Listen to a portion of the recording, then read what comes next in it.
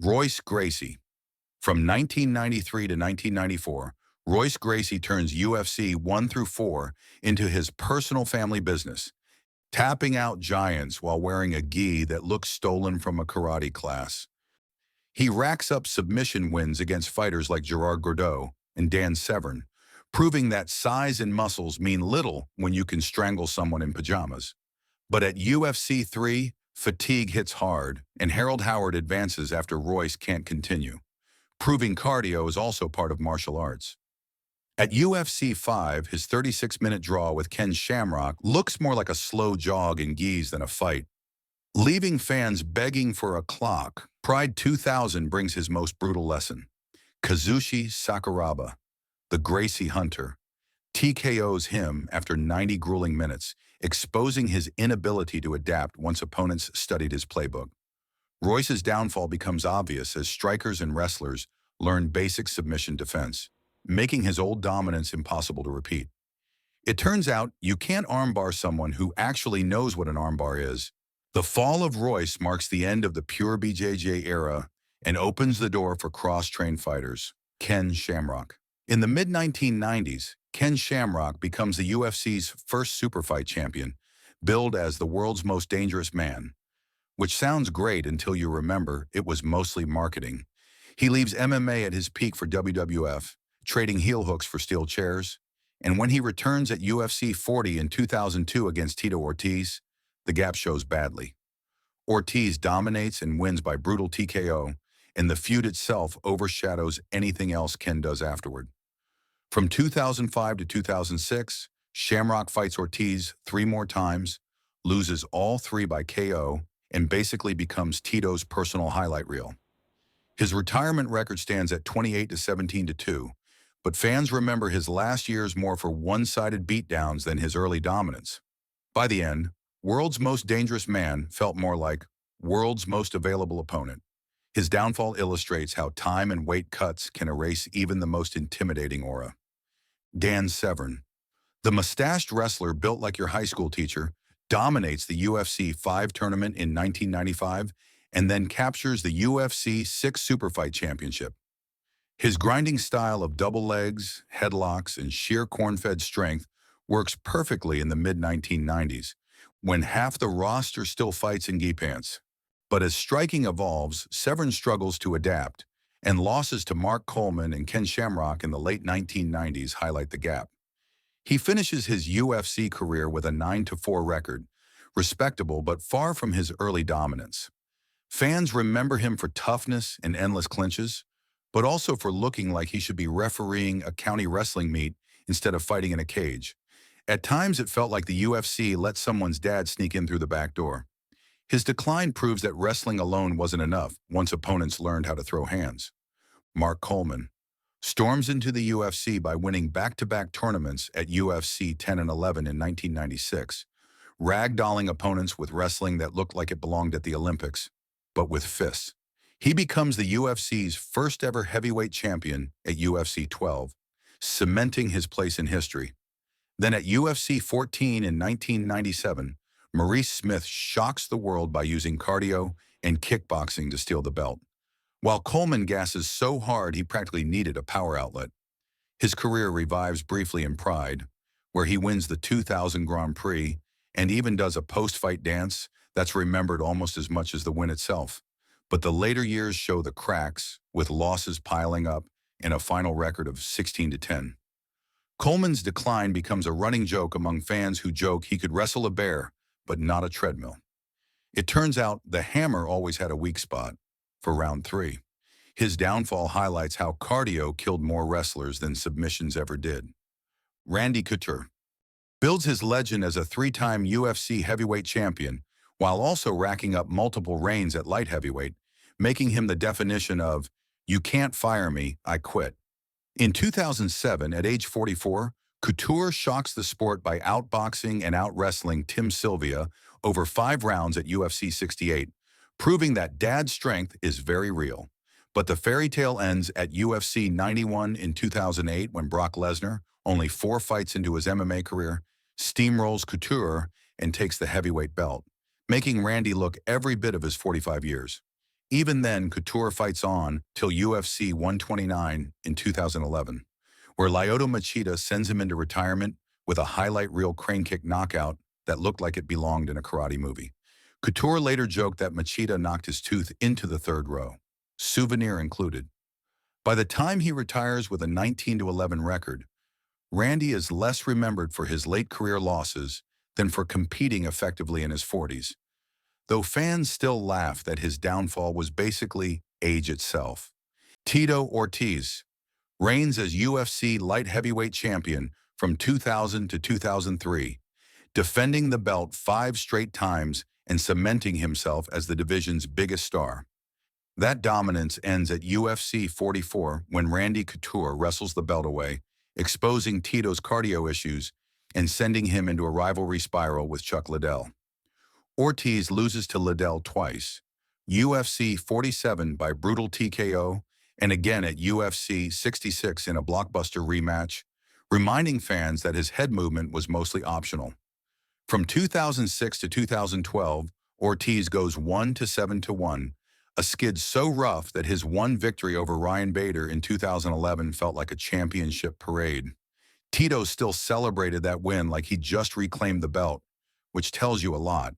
By the time he retires, Ortiz has 16 UFC victories, the most in light heavyweight history at the time, but also a highlight reel of beatings from the men who replaced him.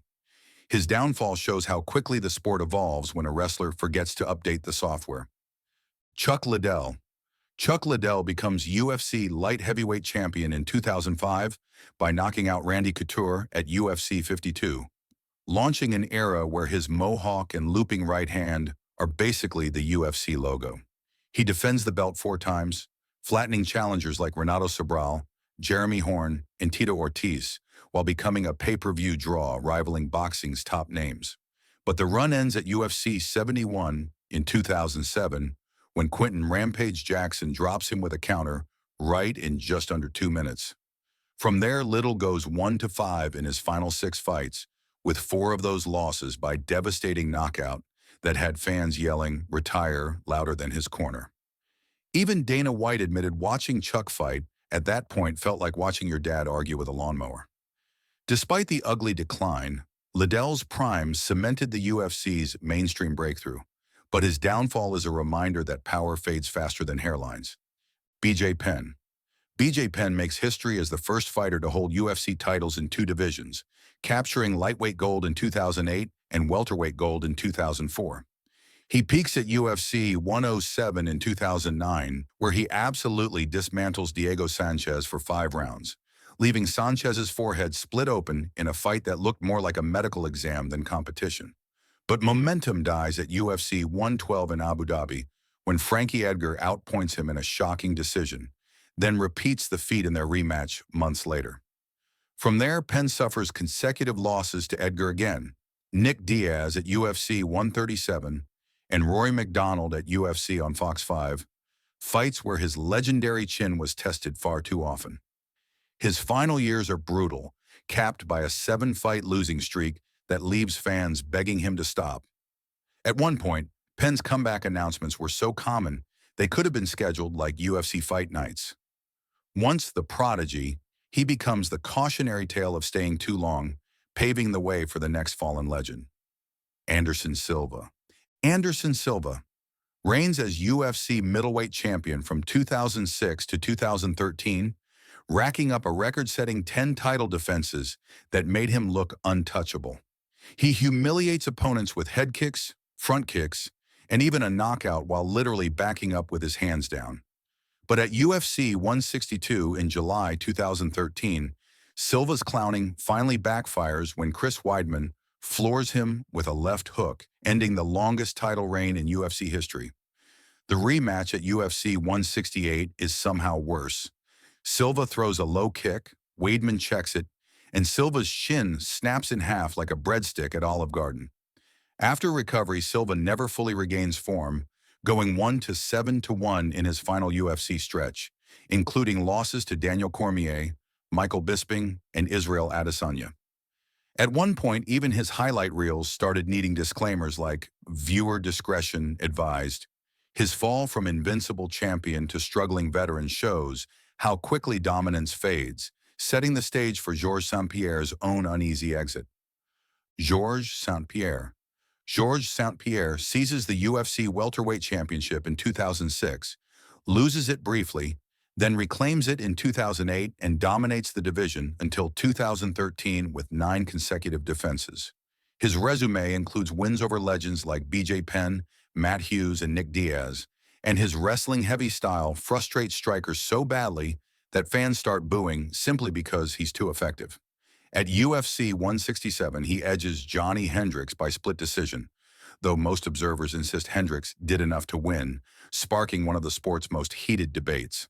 Instead of sticking around for the rematch, GSP vacates the belt and quietly steps away in 2013, citing burnout and personal issues. 4 years later, in November 2017, he shocks everyone by returning at UFC 217, choking out Michael Bisping to capture the middleweight title.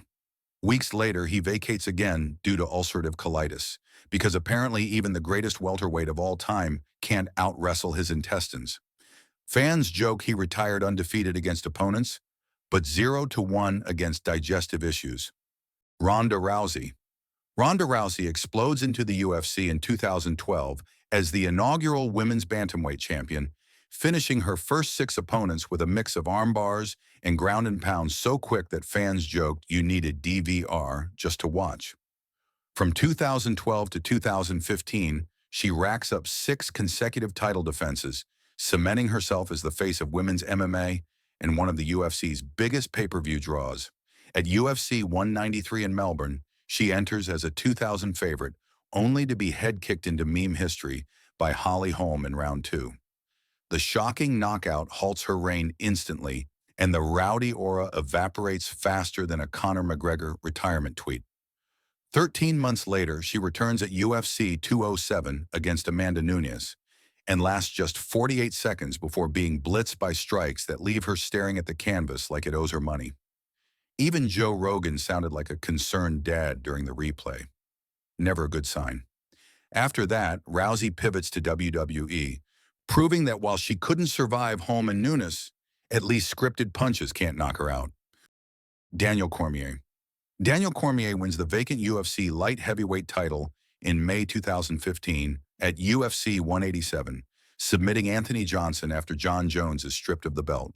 For the next 3 years, he holds the championship, defending it against fighters like Alexander Gustafsson and Volkan Ozdemir, though fans constantly remind him of the shadow cast by Jones. Their rivalry defines the era. Cormier loses by head kick KO at UFC 214 in 2017, only for the result to be overturned to a no contest after Jones fails another drug test. In 2018, Cormier moves to heavyweight and shocks the world at UFC 226 by knocking out Stipe Miocic in the first round, becoming only the second fighter in history to hold 2 UFC belts simultaneously. But Miocic regroups, adjusts his body shots, and wins back-to-back fights at UFC 241 and UFC 252, leaving Cormier beltless and announcing retirement with a 22-3 record. DC always said he loved Popeyes. Unfortunately, Miocic kept serving him body shots instead of chicken wings. His downfall comes not from lack of skill, but from running into 2 of the greatest fighters of all time, making him the ultimate almost GOAT in MMA history. Conor McGregor. Conor McGregor explodes onto the scene in 2015, capturing the UFC featherweight title at UFC 194 with a 13-second knockout of Jose Aldo, the fastest finish in a UFC title fight. Less than a year later, he becomes the first simultaneous 2-division champion by dismantling Eddie Alvarez at UFC 205, collecting a lightweight belt and a $7 million purse. But McGregor never defends either title, and inactivity leads the UFC to strip both belts, while fans joke he's defending more whiskey bottles than championships. In 2018, he returns at UFC 229 only to be submitted by Khabib Nurmagomedov in the 4th round, a loss overshadowed by the infamous post-fight brawl. McGregor rebounds with a quick TKO over Donald Cerrone, but breaks his leg against Dustin Poirier at UFC 264 in 2021, leaving his octagon future uncertain. The man who once promised red panty night now spends more time on crutches than in cages. If you enjoyed this, I'm going to be posting a lot here. I would greatly appreciate it if you could subscribe.